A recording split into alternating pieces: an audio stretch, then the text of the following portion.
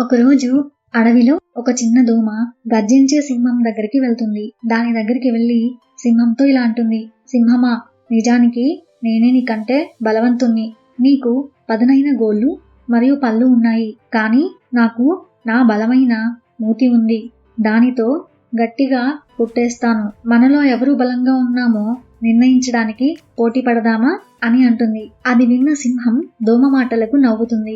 అప్పుడు సింహం దోమతో ఇలా అంటుంది, ఓ చిన్న దోమ, నువ్వు నన్ను నవ్విస్తున్నావు.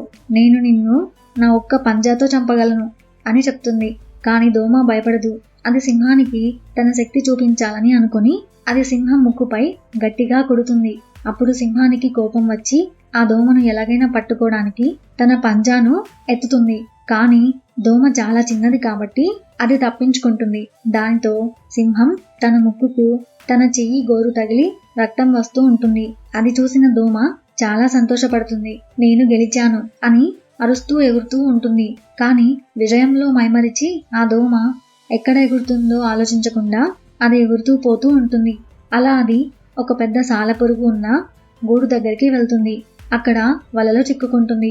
అప్పుడు అక్కడికి ఒక సాలెపురుగు దగ్గరకు వచ్చి దోమను చూస్తుంది. సాలెపురుగు దోమతో ఇలా అంటుంది, ఓ చిన్న దోమ, ఏం జరిగింది?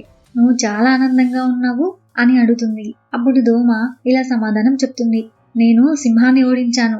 నేను చాలా బలవంతుణ్ణి అని గర్వంగా చెప్తూ ఉంటుంది. తన గర్వమైన మాటలను విని సాలెపురుగు ఇలా అంటుంది, అవును, కానీ ఇప్పుడు నువ్వు నా వలలో చిక్కుకున్నావు కదా అని చెప్పి ఆ దోమ గర్వం అణిచి ఆ సాలెపురుగు దోమను వెంటనే తినేస్తుంది. తన గర్వంతో ఆ దోమ తన ప్రాణాలనే కోల్పోతుంది. మన విజయాల గురించి గొప్పలు చెప్పుకోవడం మంచిది కాదు. మనం ఎప్పుడూ జాగ్రత్తగా ఉండాలి. విజయంలో మైమరిచి ఉండకూడదు.